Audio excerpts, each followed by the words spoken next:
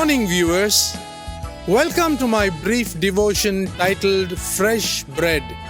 And I do hope that it makes an impact in your life as you begin a new day in Christ. It is better to burn quickly and melt many souls than to burn slowly and not melt any. This statement is credited to none other than our own Indian missionary Sadhu Sundar Singh. Born in 1889 in a traditional Sikh family in Punjab, he had a face-to-face encounter with the Lord Jesus Christ, which dramatically changed the course of his life.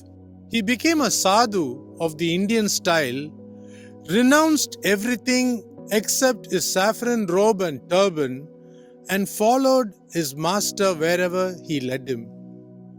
During his visit to Tibet in the year 1912, Sundar Singh experienced a miraculous deliverance from a well. It was a direct intervention of the Lord.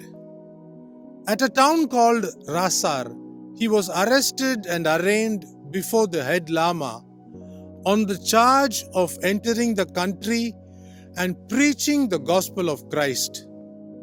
He was found guilty, and amidst a crowd of evil disposed persons, he was led away to the place of execution.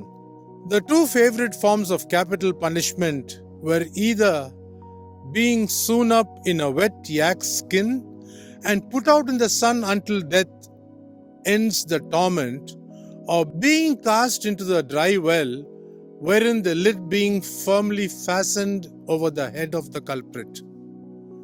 The latter was chosen for Sundar Singh.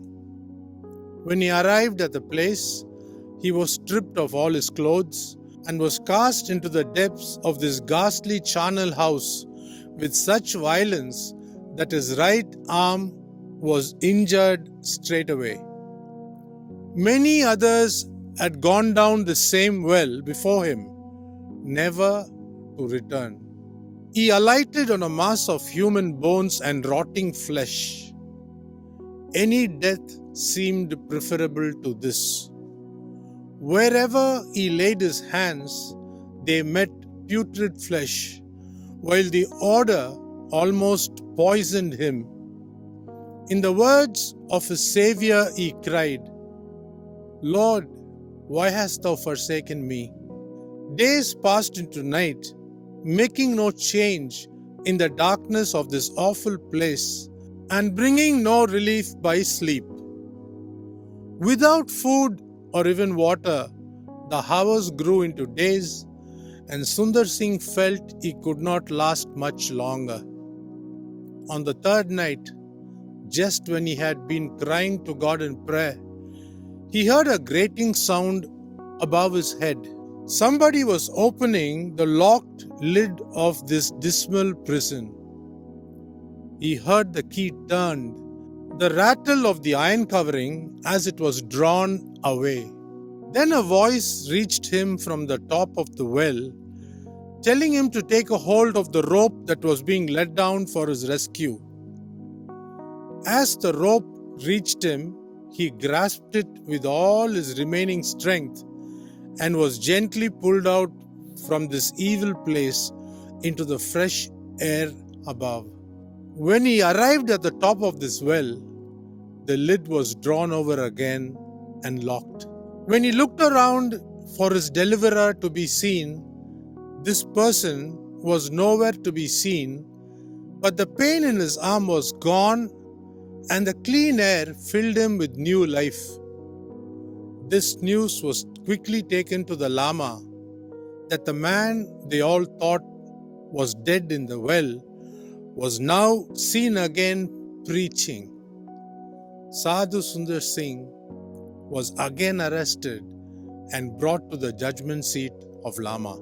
The Lama was greatly angered, declaring that someone must have secured the key and gone to his rescue. But when a search was made for the key, it was found on his own girdle that left him speechless with amazement and fear. He then ordered Sadhu Sundar Singh to leave the city, lest his powerful God should bring some untold disaster upon himself and his people. Sadhu Sundar Singh often told this incident of marvelous rescue in his addresses to show that God certainly delivers his children when they cry unto him.